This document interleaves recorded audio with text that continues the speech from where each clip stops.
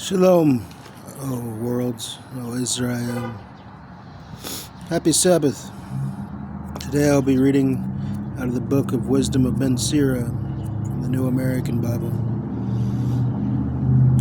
Hope you enjoy.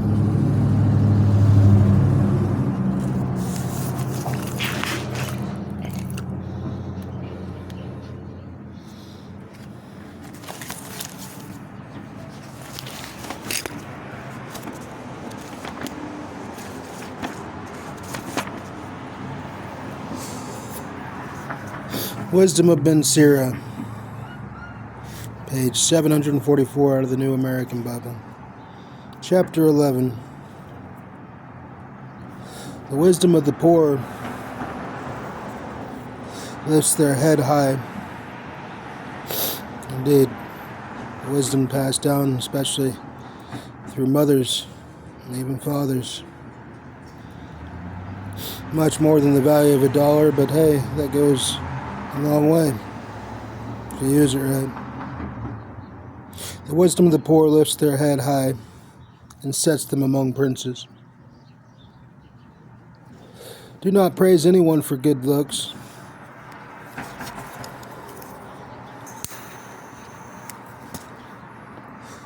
or despise anyone because of appearance. Seen plenty of that over the years. Still to this day.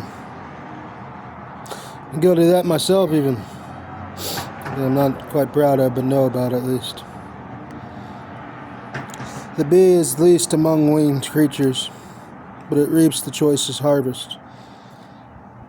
Do not mock the one who wears only a loincloth, such as Jesus by the time he was crucified, or scoff at a person's bitter day.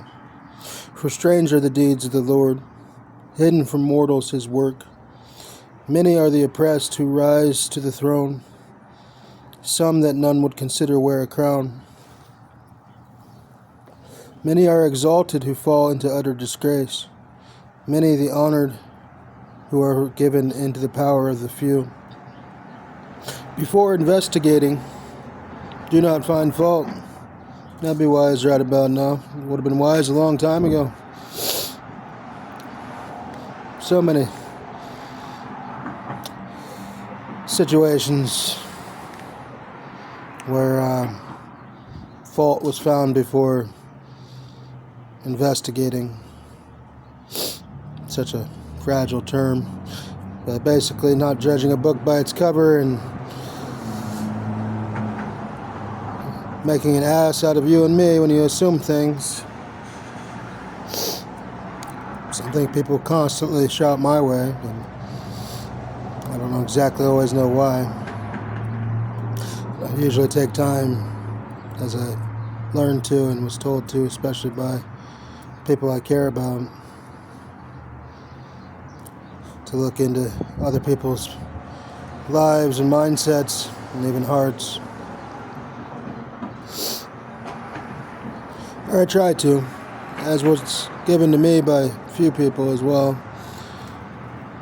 Before listening, do not say a word. Do not say a word. Interrupt no one in the midst of speaking.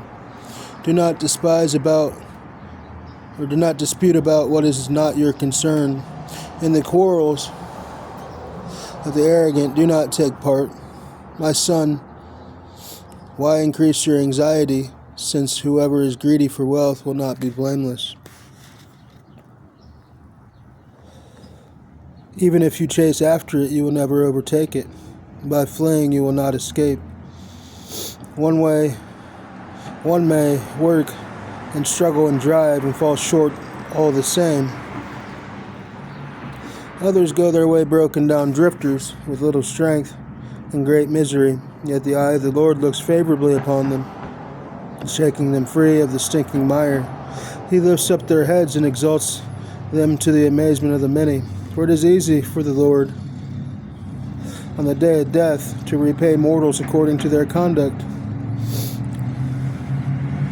Call none happy before death, for how they end they are known. And take care in choosing friends. Not everyone should be brought into your house, for many are the snares of the crafty. Like a decoy partridge in a cage, so is the heart of the proud, and like a spy they will pick out the weak spots. For they lie in wait to turn good into evil, and to praiseworthy deeds they attach blame. One spark kindles many coals, and the center lies in wait for blood. Beware of scoundrels, for they breed only evil, and they may give you a lasting stain. Admit strangers into your home, and they will stir up trouble, and make you a stranger to your own family. And a good example of that right about now, especially in regards to admitting Satan into your home.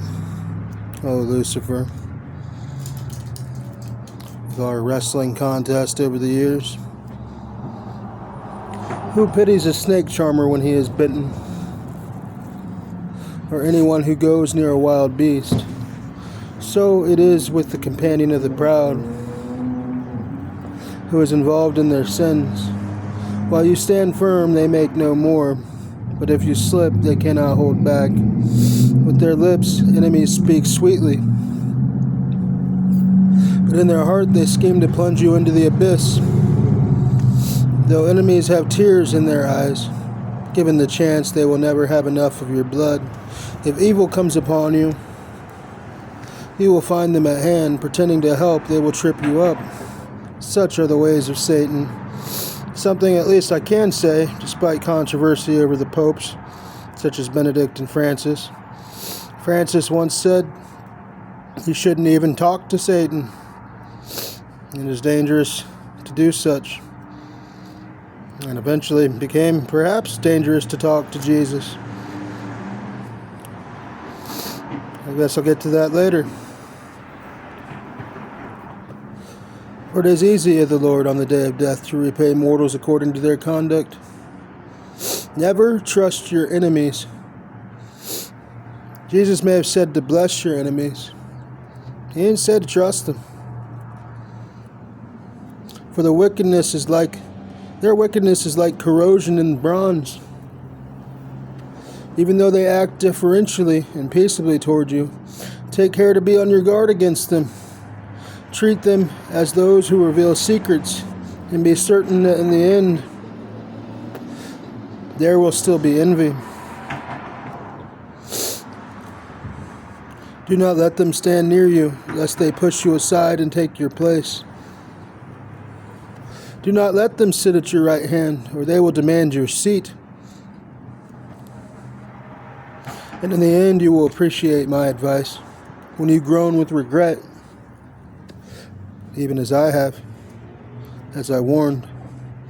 In so many ways, I have no regrets, though, either, at this stage, especially. Fortunately or unfortunately, sad or happy about it. Some to everlasting life, some to everlasting contempt, damnation, and death, as some had desired. Nevertheless, please pray for the peace of Jerusalem, especially you, O Jerusalem, and the peace of Jesus. Shalom, and happy Sabbath.